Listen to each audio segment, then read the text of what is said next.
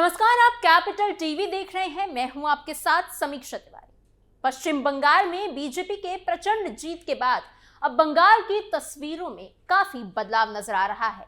सालों से आरोप लगते रहे कि तृणमूल कांग्रेस के शासन में बीजेपी कार्यकर्ताओं को डराया गया, धमकाया गया, पीटा गया, यहाँ तक कि उन्हें उनके घरों से घसीट कर उनकी जान तक ले ली गई और उनके साथ अमानवीय व्यवहार तक की घटनाएं सामने आई। कई लोगों ने दावा किया कि सिर्फ बीजेपी का समर्थन करने की वजह से ही उन्हें निशाना बनाया गया, लेकिन अब तस्वीर बदलती दिख रही है। 4 मई को चुनावी नतीजे सामने आते ही सत्ता का समीकरण पलट गया और इसके साथ ही जमीन का माहौल भी बदल गया। अब जनता सड़कों पर उतरकर जवाब देते हुए नजर आ रही है। कई जगहों पर तृणमूल कांग्रेस के दफ्तरों में आग लगा दी गई, कार्यकर्ताओं के साथ मारपीट की गई और खुलेआम धमकाने की घटनाएं भी सामने आई हैं।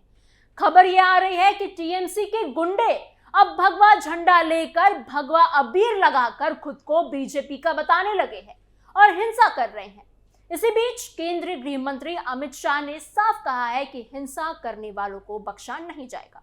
असर भी दिखने लगा है। आसनसोल में कार्रवाई करते हुए करीब 200 लोगों को गिरफ्तार किया गया है, जिन पर टीएमसी कार्यालय में आगजनी का आरोप है।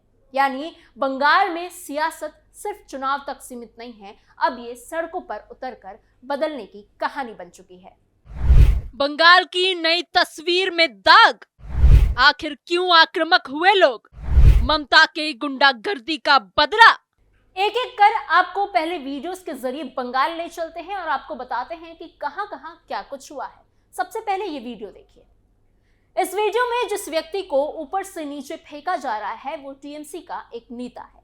जब टीएमसी बंगाल में सत्ता में थी तब उनकी गुंडागर्दी अपने चरम पर थी और उसी दौरान इस टीएमसी नेता ने इस बिल्डिंग में एक दुकान पर कब्जा कर लिया था।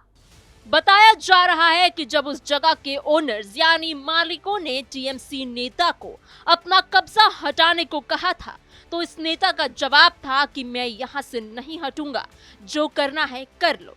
कई सालों तक उनकी दुकान पर टीएमसी के इस नेता का कब्जा रहा, लेकिन मालिक हो या चाहे कोई और इस कब्जे को हटवा नहीं पाया।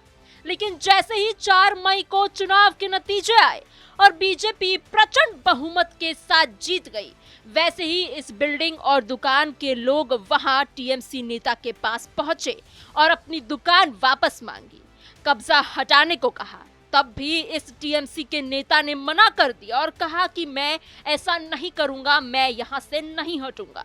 उसके बाद इस नेता और बिल्डिंग के मालिक के बीच हाथापाई शुरू हो गई। नेताजी की पिटाई हुई और फिर कुछ इस तरह से इस नेता को एक मंजिल के नीचे फेंक दिया गया।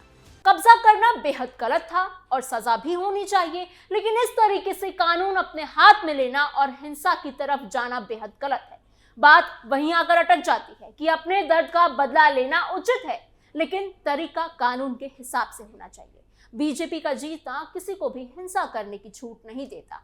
अब एक और वीडियो देखिए। ये वीडियो बंगाल के कूच बिहार डिस्ट्रिक्ट के दिनहाटा का बताया जा रहा है। 4 मई को बीजेपी के जीत के 48 घंटे बाद ही दिनहाटा के स्थानीय लोगों ने वहां पर टीएमसी सरकार द्वारा बनाए गए ताजमहल के रेप्लिका यानी नकली ताजमहल को धुआं कर दिया। लोगों का कहना है कि ये ताजमहल सीधे एक मंदिर के सामने यानी मंदिर के ठीक मुंह पर ही बनाया गया था।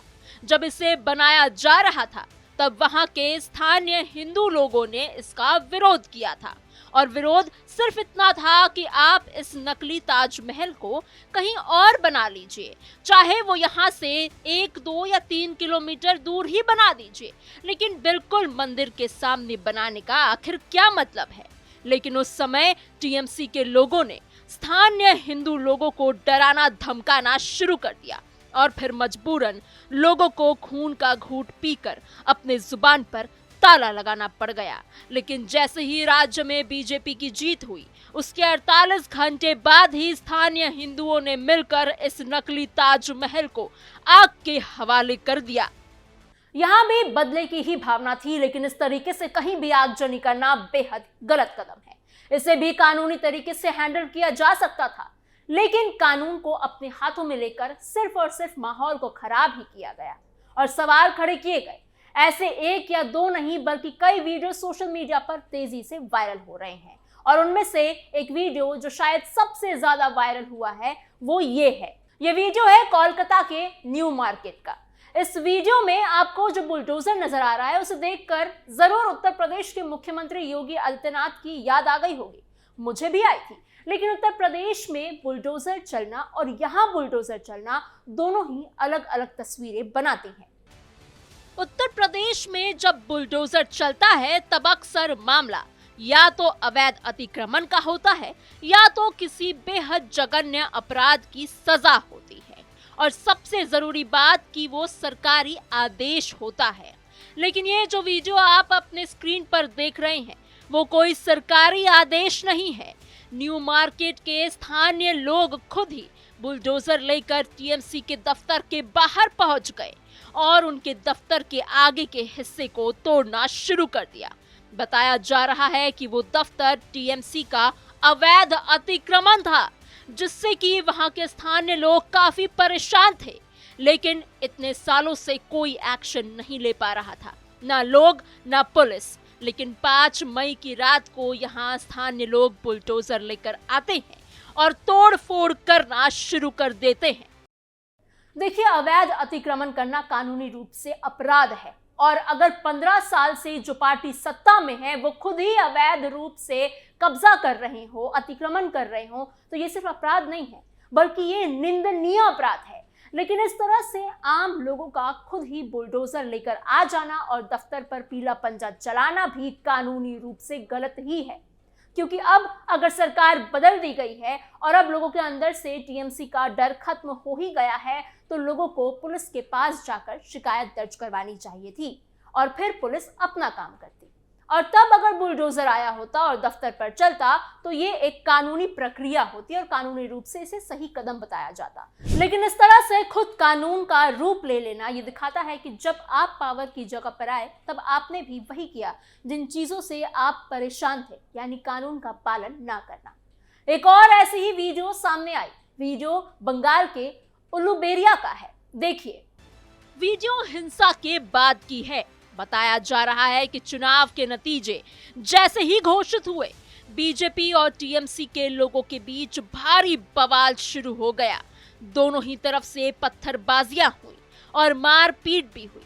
लेकिन सवाल ये है कि क्या हिंसा करने से चुनाव के परिणाम बदल जाएंगे या फिर दूसरे पार्टी के कार्यकर्ताओं को मारने से आप बहुत बड़े और बहादुर दिखोगे। बीजेपी का तगड़ा एक्शन, यही है टीएमसी और बीजेपी का फर्क। कानून को अपने हाथ में लेना पड़ा महंगा। हमने आपको अपनी इस खबर में 4 मामलों से रूबरू करवाया, लेकिन ऐसे कई मामले बंगाल की अलग अलग जगह से सामने आए हैं।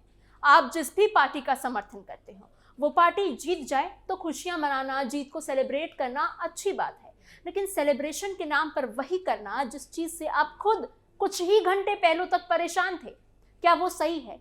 और ये जो टीएमसी के गुंडे हैं जो भगवा झंडा और भगवा रंग लगाकर टीएमसी के दफ्तरों में आग लगा रहे हैं, टीएमसी के लोगों को ही मार रहे हैं ताकि ये दिखा सके कि बीजेपी कितनी गलत है, क्या वो सही है? बदले का नाम देकर कानून को अपने हाथों में लेना क्या आपको सही लगता है? और ऐसे सिर्फ सवाल आप पर नहीं उठे बल्कि आप जिस पार्टी को समर्थन देते हैं, सपोर्ट करते हैं, उन पर भी उठते हैं। हिंसा का जवाब कभी भी हिंसा हो ही नहीं सकता और यही तो फर्क दिखाना था। जब टीएमसी थी तो किस तरह से पोस्ट इलेक्शन वायलेंस हुआ करता था, लेकिन अब जब बीजेपी सत्ता में आई है तो बदलाव आया है और यही बदलाव की शुरुआत भी हो चुकी है, क्योंकि इससे पहले बंगाल में कभी भी चुनाव के बाद हुए हिंसा पर कोई एक्शन नहीं होता था, ना कोई गिरफ्तारी, ना कोई एफआईआर। लेकिन अब जैसे ही गृह मंत्री अमित शाह ने कहा है कि उपद्रवियों पर कार्रवाई की जाएगी, वैसे हुआ भी है। 200 से ज्यादा लोग अब तक गिरफ्तार हो चुके हैं और ये गिरफ्तारी का नंबर बढ़ता ही जा रहा है और शायद यहीं से बंगाल के नए दौर और नए अध्याय की शुरुआत भी हो चुकी है। आपकी इस खबर पर क्या राय है, हमें कमेंट बॉक्स में जरूर बताइएगा। ऐसी और खबरों के लिए बने रहिए कैपिटल टीवी के साथ।